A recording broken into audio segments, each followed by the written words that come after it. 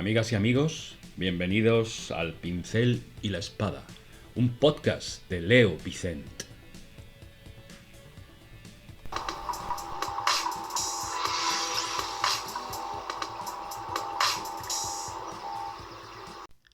En Oriente dicen que en invierno la tierra está inhalando y en verano exhala. Ahora mismo está exhalando desde lo más profundo. ¿Cómo lleváis el verano? Espero que bien. El otro día hablaba con un taxista. Me decía que en primavera vuelven a aparecer los seres, las mujeres, los hombres bellos, ¿no? Son como mariposas. Durante el frío parecen invernar y con el buen tiempo afloran, salen a la calle, a los rincones, a las piscinas privadas, a los bares de copas. Y hablando de copas, ¿qué tal? Estaba en un restaurante ahora, un restaurante chino en la costa. Me ofrecieron de postre tarta al whisky. Les he dicho que se quedaran la tarta y que llevaran el whisky a mi mesa. Este verano ha llegado a nuestras pantallas Indiana Jones. No voy a hablar del personaje porque eso ya lo he hecho gracias a la invitación de los maravillosos amigos de Destino Arrakis. Os pondré el enlace en la descripción para que acudáis a ese programa que grabamos hablando de la saga del famoso arqueólogo aventurero. Un personaje que no podemos olvidar. Nos ha cambiado la vida a muchos. Yo creo que nos ha hecho mejores a casi todos. Y eso es digno de ser tenido en cuenta. Pero no vamos a hablar, como os decía, si queréis saber de Indiana, id a Destino Arrakis. Sin embargo, vamos a hablar de la anticitera, del objeto que persigue en su última película el arqueólogo, del dial, del destino, aquella máquina ideada por Arquímedes. Según un antiguo prejuicio, nuestros antepasados remotos utilizaban solamente máquinas simples y no empleaban ni poco ni nada los engranajes. Fijaos en que ciertos escritos hablan de estatuas móviles que recuerdan a los autómatas. Ya en la Ilíada, dos de estas estatuas sostienen al dios Hefaisto mientras se desplaza, y es difícil fabricar autómatas sin emplear engranajes. Por otra parte, se podría alegar que los mecanismos metálicos, en el caso de que hubieran existido, habrían sido difícil que se conservaran. Bueno, pues aquí estamos. Arqueología para dummies. Vamos a saber un poco qué es la máquina de anticitera. Existiendo entre los griegos y los romanos un desprecio universalmente difundido hacia la ciencia, la ingeniería y hacia la técnica, consideradas como infinitamente menos nobles que la filosofía, las máquinas no debían interesar a nadie y los esclavos, además, realizaban servicios mucho más prácticos. Por lo tanto, ¿no existieron máquinas verdaderamente interesantes en la antigüedad? Poneos cómodos en vuestro sillón favorito, en vuestro flotador favorito con las gafas negras y los cascos puestos. Cuidado que no los moje el agua. Este, como vais sabiendo, es un podcast que se escucha con los ojos cerrados. Se paladea mejor, ¿no es cierto? Estáis en Horizontes Perdidos. Bienvenidos, bienvenidas. Y vamos a hablar de la anticitera. Se olvida que en la antigüedad helénica, junto a la academia del liceo y al pórtico se encontraban bibliotecas, colecciones de historia natural e incluso laboratorios, donde se ensayaba principalmente restituir el movimiento de las esferas celestes. Es imposible poner en movimiento algunos globos de metal o de madera sin emplear engranajes. A decir verdad, se sabe que los griegos los empleaban, por ejemplo, el taxímetro, que es una invención griega, pero eran muy sencillos. Todo esto, sin embargo, se ha visto trastocado en nuestras concepciones por el descubrimiento del objeto o de la máquina de anticitera, sacada del mar por unos pescadores en 1900, junto a la isla del mismo nombre. Unos pescadores de esponjas del Dedo Coneso habían sido sorprendidos por la tempestad junto a una pequeña isla del sur de Grecia. Se zambulleron y descubrieron a una profundidad de cerca de 70 metros los restos de un navío antiguo. De allí fueron retiradas numerosas y bellas estatuas de bronce y de mármol. Las búsquedas fueron suspendidas en 1901. Algunos meses más tarde, el arqueólogo Stais, del Museo Nacional Griego, examinó algunos trozos de bronce fuertemente corroído que habían sido retirados del navío y apartados posteriormente por creerse que se trataba de una parte de una estatua y que podían servir para repararla. Y de golpe, con estupor, el arqueólogo comprobó que se trataba de un mecanismo, y de los más complejos, y había sido hallado en una galera que navegaba alrededor del año 80 a.C. Además, es posible fácilmente adjudicar una fecha al objeto a causa de las inscripciones que se encuentran grabadas encima del mismo. Según el epigrafista Merritt, la forma de las letras corresponde al siglo I a.C. Por otra parte, la zona de la inscripción que está mejor conservada corresponde a una parapegma o calendario en todo semejante al de Géminos de Rodas, que floreció alrededor del año 77. Estas precisiones son necesarias porque, en principio, un cierto número de arqueólogos, estupefactos, doblaos, intentaron sostener que se trataba de un mecanismo moderno tirado al mar y que había caído por casualidad entre los restos del navío griego, pero yo no creo en la casualidad. La casualidad es cuando el de arriba firma con seudónimo, ¿no es cierto? A pesar del espesor de las concreciones calcáreas que envolvían el objeto, se podía observar bastante como para comprender que se trataba del mecanismo más complejo de la antigüedad. No había más que hacer que intentar averiguar de qué se trataba después de limpiarlo, empleando los métodos más sutiles de la arqueología. Las inscripciones permitían reconocer que se trataba de un instrumento astronómico, probablemente una especie de astrolabio. En 1955, de Solar Price pudo examinar el mecanismo casi enteramente limpio y para descifrar las inscripciones obtuvo la ayuda del epigrafista griego José Estámides.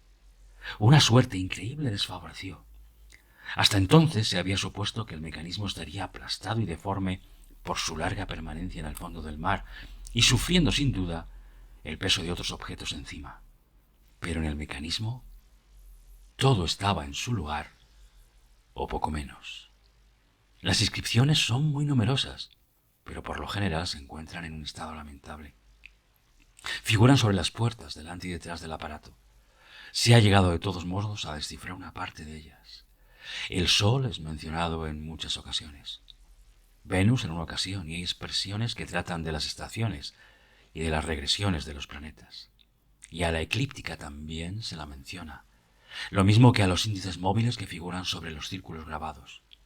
Una inscripción señala 79 años y al lado 19 años, y se remite seguramente al ciclo calípico de 76 años que corresponde a 4 veces el ciclo metónico de 19 años, o sea, de 235 meses lunares. Tranquilos, que ahora os cuento quién es Calipos. Era un astrónomo griego de principios del siglo IV a.C.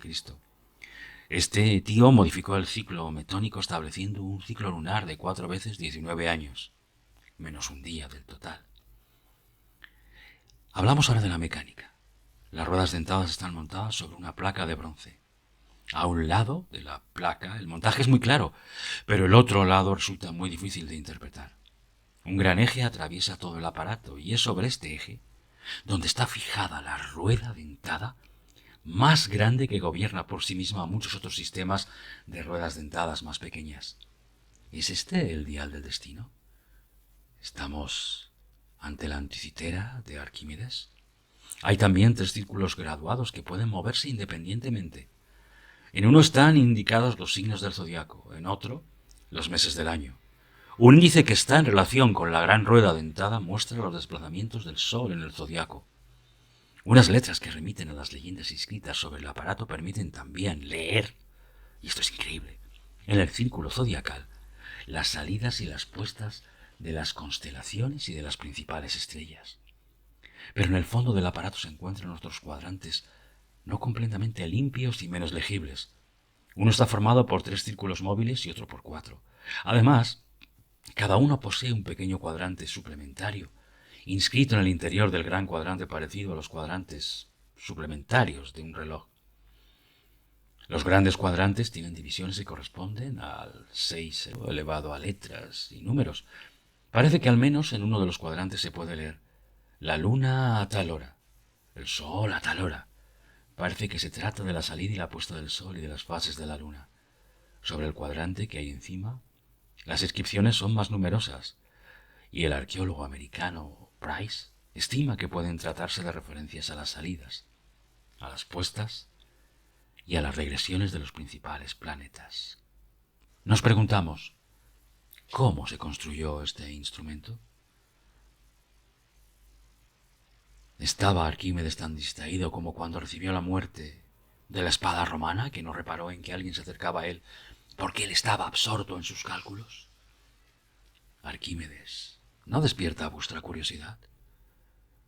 El otro día mi hijo me contó un chiste, bastante malo, por cierto. Voy a compartirlo con vosotros. ¿Sabéis cuál es el principio de Arquímedes? Efectivamente, el principio de Arquímedes es ar. Bueno, nos vamos haciendo una idea de cómo era esta maquinaria, cómo era la anticitera.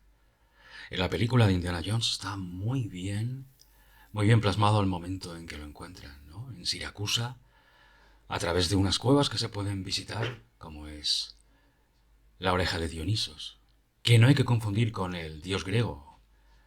Bien, es verdad que tiene como forma de oreja de macho cabrío, ¿no? O de burro. Pero no, se refiere a Dionisos, el dictador del siglo I. Ahí, en esa cueva, encerraban a los prisioneros. Y lo bueno que tenía es que dicen que desde arriba oían todo movimiento, todo susurro, toda voz, todo deseo de escapar o de conspirar, por pequeño que fuera, desde arriba, ¿no? Gracias a la acústica del sitio. Está muy bien porque en la entrada vemos la efigie de Medusa en una puerta después de atravesar las cuevas y el agua. Como veis, iniciación, ¿no? Símbolos de iniciación. Cualquier ciudadano romano de la época, si quisiera ahuyentar el mal, se protegería con un amuleto de Medusa. Llevaría un amuleto de Medusa colgado del cuello. Bien de Medusa o un fascinum, ya sabéis, esos falos con alas que estaban en las puertas de las casas. Y al entrar, justo donde está la tumba, el mausoleo, hay una estatua de Atenea y 3 luces perpetuas que todavía siguen encendidas cuando el arqueólogo penetra. 3 luces que serían la sabiduría, la fuerza y la belleza. Ya os digo, está muy bien construido, no parece cartón piedra. Está estupendo. Bueno, vamos a ver detalles sobre la construcción del instrumento. Los círculos graduados son los únicos elementos que se conocen respecto a la antigüedad de un instrumento que tiene esa graduación precisa. Se comprende, por tanto, la enorme importancia que tiene el objeto de anticitera. Pero examinemos un poco la técnica empleada. Vamos a ver. Imaginad que hemos llegado, hemos abierto la tumba y arrebatamos de las manos de Arquímedes el mecanismo. Mira, todo ha sido troquelado en una sola y única placa de bronce de más o menos 2 milímetros de espesor. Todos los dientes de la rueda están modelados según un ángulo de 60 grados y por consiguiente es posible colocar las ruedas unas dentro de otras. Pero sobre todo, se tiene la certeza de que la máquina fue utilizada, pues fue reparada, fijaos, en 2 ocasiones. Una de estas reparaciones incluye la soldadura de un diente para reemplazar a otro que se había quebrado en la periferia de una de las ruedas. Si medimos la precisión de las graduaciones al microscopio, se puede comprobar que es del orden de 1/4 de grado. Es reconocible que primero se determinaron geométricamente unas grandes divisiones, las cuales fueron luego subdivididas. En efecto, ¿cómo pudieron los artesanos griegos fabricar ruedas dentadas por docenas solo para este aparato, sin la ayuda de una máquina de dividir muy precisa, de una máquina herramienta muy elaborada? ¿Cómo? Puesto que las ruedas dentadas del tamaño pequeño no tienen unos dientes muy regulares, no pueden girar en absoluto. Esto es así pese a lo que pueda decirse en contrario. Pero lo más importante es que uno de los cuadrantes permite conocer la fecha astronómica del aparato. Este posee en efecto un cursor graduado que sirve de punto de referencia para los meses. Y hacía buena falta toda vez que el antiguo calendario egipcio estaba equivocado en 1/4 de día por año y se hacía necesario, por lo tanto, ajustar la escala de los meses a esa cantidad. Ahora bien, mirad, el cuadrante y el cursor están desplazados en 13 grados y medio. Los cálculos demuestran que este desplazamiento no pudo ocurrir exactamente sino 82 años antes de Jesucristo. Como muy bien señala el arqueólogo americano Price, a lo que más se parece el objeto de Anticitera es a un reloj astronómico sin balancín y sin escape. Pero es más probable que fuera utilizado como una máquina de calcular. Haciendo mover las grandes ruedas dentadas y desplazando los cursores, se pueden obtener instantáneamente numerosas informaciones sobre las fases de la Luna, la posición de los planetas, etc. Ahora bien, los relojes, contrariamente a otros mecanismos, no han evolucionado de lo simple a lo complejo, sino en sentido inverso. Los primeros relojes eran los más complicados porque los movimientos de los planetas y de las estrellas tenían tanto que ver con su mecanismo como la simple medición del tiempo. No es hasta mucho más tarde cuando la necesidad de medir el tiempo se impone y los relojes se simplifican. Ya una máquina islámica del siglo XIII, que se halla en el Museo de Ciencias Naturales de Oxford, indicaba los ciclos del Sol y de la Luna. Esta máquina es, sin embargo, mucho más sencilla que nuestra Antiquitera. Otro mecanismo descrito por Al-Biruni hacia el 1000 y con la misma finalidad que el anterior es también bastante simple.